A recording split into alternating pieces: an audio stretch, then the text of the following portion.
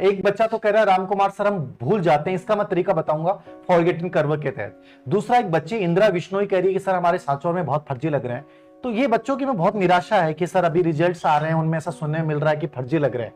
ये कोई सांचौर की बात नहीं है, हो सकता है राजस्थान में किसी भी कोने का बच्चा हो सकता है, और मैं मानता नहीं कि कोई क्षेत्र विशेष, खैर अब वो क्षेत्र बदनाम हो गया एक अलग चीज है। लेकिन ये चीजें जब आती हैं तो मुझे लगता है कि पीड़ा मुझे भी होती है, आपको भी होती होगी।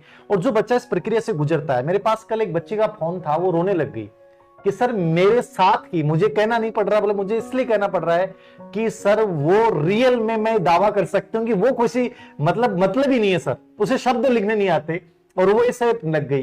तो सर मेरा मन नहीं है तैयारी करने का। तो मेरे पास भी ऐसी बातें आती हैं, बच्ची मैसेज कर रही है।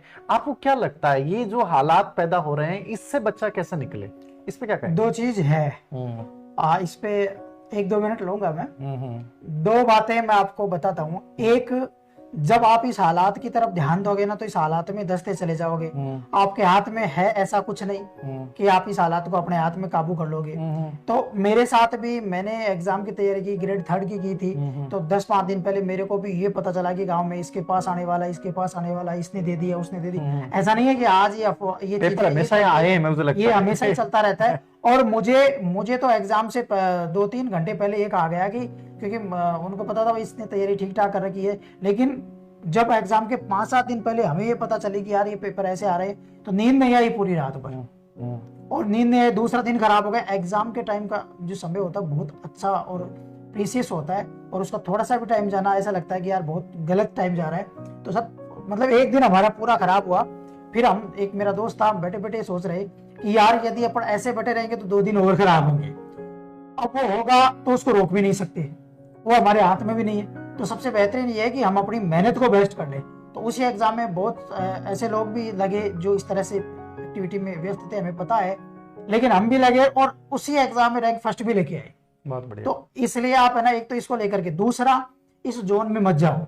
मेरा कहा आप मान लो, इस जोन में मत जाओ, क्योंकि इस जोन में आप जाओगे ना तो आपकी पढ़ाई नहीं होगी। अभी मैं कह रहा हूँ, शायद बिल्कुल भी समझ में नहीं आई मेरी बात, लेकिन इस जोन में क्या होगा, आप धंसते चले जाओगे। ऐसे लोग आप, क्योंकि होता है कि आदमी, क्योंकि आपने भी सर साइकोलॉजी पढ़ाते हो, तो लॉ ऑफ अट्रैक्शन क्या कहता है, जो चीज आप सोचते हो ना उससे जुड़े हुए आदमी आपके चारों तरफ खड़े होने, इकट्ठा होना शुरू हो जाते हैं। तो फिर ऐसे लोगों की जमात आपके चारों तरफ इकट्ठा हो जाएगी जो बस ये बात करेंगे पेपर लीक हो गया, ये हो गया, वो हो गया। मैं आपको फिर बताऊं, इस पेपर लीक में बहुत से स्टूडेंट टॉपर ऐसे हैं जिनको पता ही नहीं है पेपर लीक हुआ है कि नहीं हुआ, और वो आज टॉपर आए। तो जब वो टॉपर आते हैं तो वो टॉप कर सकते हैं, वो एग्जाम में अपना नंबर ला सकते हैं, अपन क्यों नहीं ला सकते? रिजल्ट तो 60-70% ही तो ले रहा है। चलो मान लो पेपर फर्जी आ रहा है, फर्जी लोग लग गए, लेकिन फिर भी अपन ये क्यों नहीं लगेंगे, अपन 80% क्यों नहीं ला सकते जब वो ऐसे मतलब बेकार लोग। अब चलो कोई एक सांचौर के बेचारे बहुत ईमानदार बच्चे भी हैं, मेरा स्टूडेंट नेबाराम बेचारा वो बहुत ईमानदार, मैं तो जब उसको वो जुड़ा हुआ है तो मैं उस, तो ऐसे बहुत सारे अच्छे भी तो बच्चे हैं। अब वो कुछ बच्चे हैं, चलो ठीक है, राजस्थान भर के बहुत सारे बच्चे भी ऐसे हो सकते हैं, बट वो दर्द है में। लेकिन मैं इतना कह सकता हूं कि जो बच्चा फर्जी तरीके से, चाहे वो किसी भी भर्ती परीक्षा में लगा हो, वो पूरा जीवन नहीं जी पाएगा। मेरा ईमानदारी से मेरी जो इंट्यूशन निकलती है सर, ये निकलती है, वो लाइफ के किसी न किसी मोड पे जाएगा, और जो इरिक्शन का सिद्धांत है ईमानदारी वाला, वो उसके लाइफ में आएगा, वो मरेगा। चाहे उसकी संतानें बेकार पैदा हो जाए, वो जीवन में साला कहीं ना कहीं कुछ ना कुछ करेगा, वो एक बार खुश हो सकता है। बिल्कुल सर। और आप वो लाइफ की किसी न किसी मोड पे ऐसी जगह जाएगा, मतलब कुछ ना कुछ तो उसके होगा, लकवा कोड क्या तो होगा उसके बच्चों के हो जाएगा।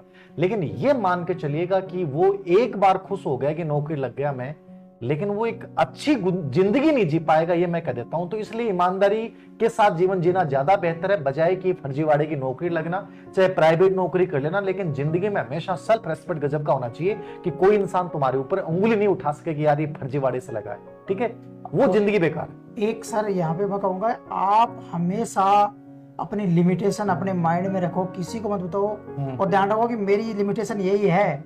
अब वो कर सकता है तो वो उसकी लिमिटेशन है, उसको छोड़ो आप। आपकी लिमिटेशन ये है कि अपन को पढ़ना है। सही बात। और हमारा सॉल्यूशन, हमारा रास्ता, हमारा भविष्य हमारी पढ़ाई है। सही बात। और ये बात मैं यहाँ पे इस प्लेटफॉर्म पे सर के साथ बोल रहा हूँ, आपको यकीन दिला रहा हूँ, यदि आप मेहनत से, दिल से और पूरी ईमानदारी से, पूरे कॉन्सेप्ट के साथ आप पढ़ोगे तो आपकी पढ़ाई कभी भी बेकार नहीं जाएगी। जिंदगी के क्षेत्र में सक्सेस हो या नहीं हो, जो सक्सेस नहीं हुए हैं, नौकरी नहीं लगे हैं, उस नौकरी वाले से ज्यादा कमा रहे हैं, उनको मैं जानता हूँ। सही बात है। क्योंकि पढ़ाई कभी भी बेकार नहीं जा सकती। और सर मैं कहता हूँ रिजेक्शन अच्छा है, मतलब ईमानदारी से आगे बढ़ते तो मजा है। सर जुबिन नौटियाल को इंडियन आइडल से बाहर निकाला गया, बहुत टैलेंटेड था। अरिजीत सिंह जो मेरा फेवरेट है, सर का भी फेवरेट है, इतना बड़ा सिंगर जिसकी मतलब एक शब्द में रूहें खड़ी हो जाती हैं, याद रखना, रोम रोम खड़ा हो जाता है, उस बंदे को रिजेक्ट किया गया। कितने ईमानदार दोनों लोग थे, रिजेक्ट हुए, लेकिन वो थक थोड़ी गए, वो रोने थोड़ी लग गए, वो ये थोड़ी कहने लगे कि सब फर्जी लोगों का चयन किया गया है, इंडियन आइडल में फर्जी लोगों का चयन किया गया है, हम हकदार लोग तैयारी नहीं कभी नहीं करेंगे। कहा उन्होंने। वो चुपचाप वहां से, आंखों में आंसू थे और दोनों लोग निकल गए वहां से, लेकिन उन्होंने अपने अभ्यास को उस लेवल पे लेके गए। उन्हें लगा होगा कि शायद हमारी कमजोरी थी, और वो उस 100% पे आए। जबकि उस इंडियन आइडल में जो विजेता बने दोनों में, वो आज उनकी कोई आइडेंटिटी नहीं, याद रखना। और जो वहां से निकले थे ना, अरिजीत सिंह और जुबिन नौटियाल, दो अलग अलग सेशन थे, दोनों आज बहुत बड़े सिंगर हैं। ये याद रखिएगा इस चीज को, ईमानदारी ही जिंदगी में अंतिम रूप से आपको आगे बढ़ाती है। इसलिए सेटिस्फेक्शन लेके आना कि तुम सही दिशा में हो, तुम्हें मेहनत से आगे बढ़ना है, तुम बहुत बेहतर करोगे, याद रखना। जो बच्चा कह रहा है कि सर भूल जाते हैं, भूल जाने के ऊपर एक मैं बताता हूं साइकोलॉजिकली। आप जब पहले दिन कुछ